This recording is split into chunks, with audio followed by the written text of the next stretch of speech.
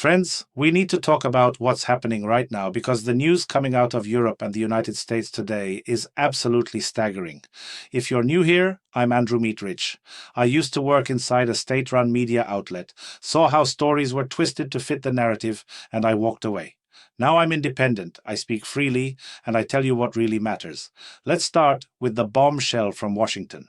Donald Trump just announced that the United States wants to take back control of Bagram Air Base in Afghanistan. Yes, you heard that right, the same base that was abandoned during that chaotic withdrawal in 2021. Trump made this declaration during his press conference with British Prime Minister Keir Starmer in London. And here's the kicker, he's not doing this because of Afghanistan. He's doing it because of China. Trump spelled it out crystal clear. We want Bagram back, not because of Afghanistan, but because of China, because that base is just 1 hour of flight time from where China is building its nuclear weapons. Think about what this means, folks. We're talking about a complete strategic pivot back into Central Asia, right on China's doorstep. But here's the reality check. Getting that base back means negotiating with the Taliban, the same Taliban that America just spent 20 years fighting.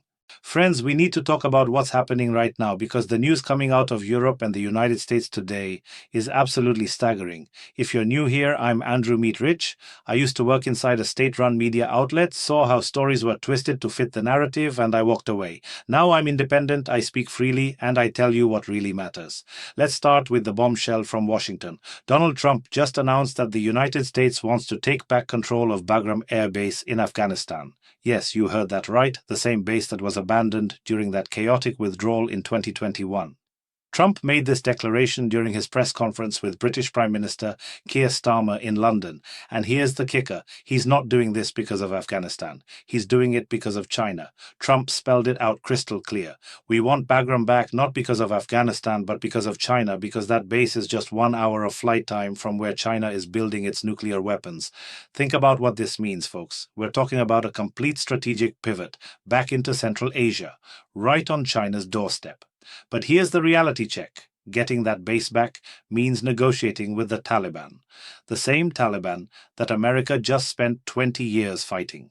Meanwhile, Ursula von der Leyen just announced the 19th package of sanctions against Russia, and this one's targeting Russian liquefied natural gas imports to the European Union.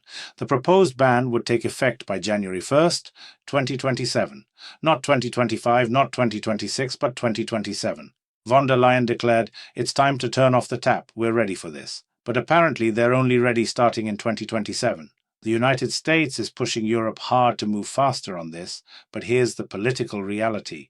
France, Greece, Hungary, Netherlands, Portugal, Slovakia, and Spain are all dragging their feet, though the mainstream media only ever mentions Hungary and Slovakia as the holdouts. The European Union needs unanimous approval for these sanctions, and Hungary and Slovakia are threatening to veto these measures. So what's the European Commission doing? They're planning to unfreeze about 550 million euros from European Community funds for Hungary. That's right, they're bribing Viktor Orban to get his vote. This is how European democracy works now, folks. If you don't vote the way Brussels wants, they freeze your funds. If they need your vote, they suddenly discover that frozen money again. Let's talk about what's happening in Germany, because the Bundestag just passed the federal budget for 2025, and it's a whopping 102.5 billion euros. The ruling parties are promising investments in infrastructure and social programs, but here's where it gets interesting. The right-wing Alternative for Germany party completely tore apart this budget proposal. Meanwhile, the left-wing parties and the Greens accused the ruling Christian Democratic Union under Friedrich Merz and the Social Democratic Party of abusing billions just to buy votes from their electorate. It's political theatre at its finest, and the German taxpayers are footing the bill. But here's the real scandal that's breaking in Germany right now.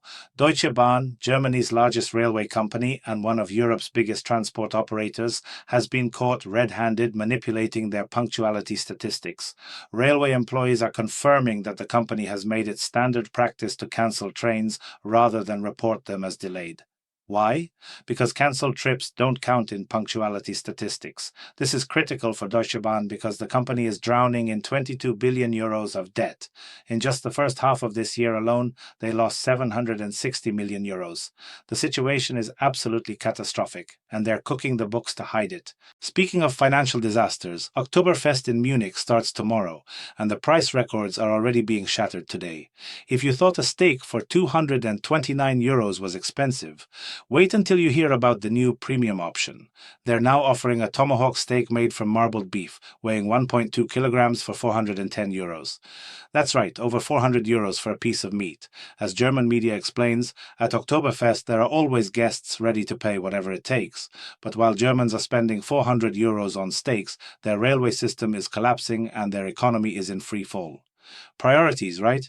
Now let's shift to France, where a new scandalous dispute has erupted over Palestinian flags in front of city halls. Despite all the other massive problems in French politics, the country is facing yet another divisive split over whether to celebrate France's upcoming recognition of a Palestinian state by raising Palestinian flags in front of city halls across the country. Socialist Party leader Olivier Faure has called on mayors to raise the Palestinian flag on September 22nd, when President Emmanuel Macron officially recognizes the Palestinian state at the United Nations General Assembly. However, France's Interior Ministry, headed by Conservative Party leader Bruno Retailleau, has asked local authorities to immediately demand that any mayor who decides to raise the flag take it down and file an urgent lawsuit in local court to forcibly remove the flag if the mayor refuses. The Interior Minister expressed his outrage, saying the country already has enough issues dividing society, and now they're importing the Middle Eastern conflict. As if there aren't enough problems already, he said. And he's absolutely right. France has more than enough problems to deal with. Moving to Poland, where authorities have begun mass inspections of bomb shelters. Polish security agencies have ordered urgent inspections of nearly 4,000 buildings to assess their suitability as shelters in case of various challenges. The Polish government has allocated 5 billion zlotys, that's more than 1 billion euros, for shelter modernization, construction of new protective facilities, and development of warning systems. That's a colossal sum. According to new research results, 30% of Poles are ready to leave their country in case of a possible invasion. Experts actually expected worse results. They calculated that about 50% would immediately leave Poland, but for now it's only 30%. Only 30%, as if that's somehow reassuring. Don't forget to like and subscribe if you want to stay informed about these critical developments, and consider becoming a channel sponsor to help us continue bringing you the truth that mainstream media won't tell you. Back to the United States, where after Donald Trump's visit to London, it became clear that no one was able to pressure the American president on various issues, and no one even tried. The media is joking that the main positive outcome from the meeting between Donald Trump and British Prime Minister Keir Starmer was that Starmer avoided public humiliation by the American president, which is apparently wonderful for the British Prime Minister. Think about that for a moment. The bar for success in US-UK relations has been set so low that simply avoiding public humiliation is considered a victory. This tells you everything you need to know about the current state of the so-called special relationship. Now let's talk about some lighter news that's actually quite fascinating. In Boston, the 35th annual Ignoble Prize ceremony took place. This award recognizes scientific research that first makes you laugh, then makes you think seriously. This year's winners included researchers who painted cows with black and white stripes, like zebras. The result of this invention showed that cows with this coloring experienced fewer fly bites, making the cows calmer, which led to increased milk production. Although the experiment's author from Japan honestly admitted that painting cows on an industrial scale would be somewhat problematic. Other laureates investigated what kind of pizza lizards like, and someone studied the speed of nail growth. But what's truly amazing isn't these interesting new discoveries, it's who sponsors all these fascinating studies.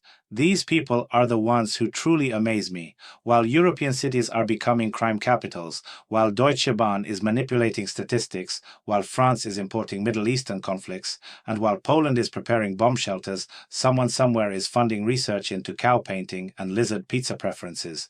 This is the world we're living in, folks. Priorities are completely upside down. Real problems are being ignored while resources are wasted on frivolous research. Meanwhile, Donald Trump is planning to retake military bases to counter China, and Europe is slowly collapsing under the weight of its own failed policies. The contrast couldn't be more stark. America is thinking strategically about great power competition, while Europe is arguing about Palestinian flags and painting cows like zebras. One side is preparing for the future, the other is lost in ideological debates and meaningless gestures. These are the information moments for today that tell us so much about where we're heading. If you found this analysis valuable, smash that like button, subscribe for more uncensored truth, and consider becoming a channel sponsor to support independent journalism. Because in a world where mainstream media twists every story to fit their narrative, we need voices that aren't afraid to tell you what really matters. The stakes have never been higher, and the truth has never been more important. Write your thoughts in the comments about what you think of everything that's happening. The conversation doesn't end here.